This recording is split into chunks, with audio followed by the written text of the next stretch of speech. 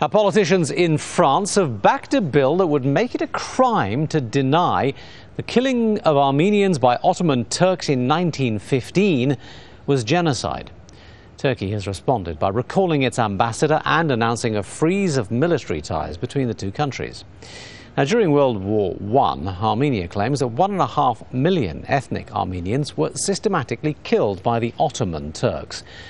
Turkey denies the figure was that high, saying it was closer to 300,000 people.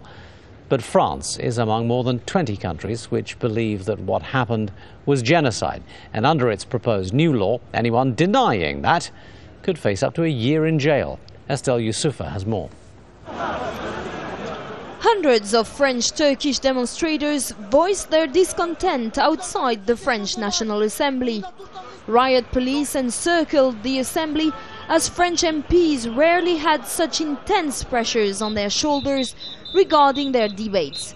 They voted on a bill that, if approved by senators later, would make it a criminal offense to deny that Turkey's Armenian population suffered genocide. The Turkish community has been outraged. While Armenia thanked Paris for this vote, Ankara immediately retaliated.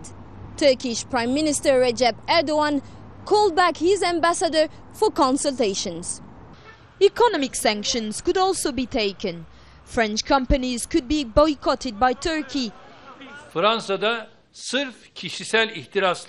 Efforts of gaining votes using Turkophobia and Islamophobia just to win the presidential elections in France for personal ambitions raises concerns not only in the name of France, but also in the name of all of Europe and the universal values of Europe. With an 8.2% economic growth, Turkey is a booming country, and France can barely afford losing the Turkish market. For Patrick de Vidjean, a prominent French-Armenian member of parliament, this law is long due and Turkish pressure scandalous.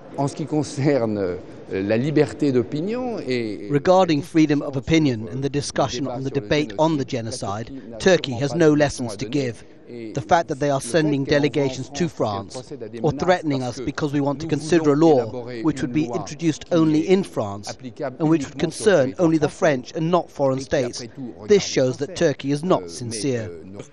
President Nicolas Sarkozy promised the French-Armenian community he would push for the law.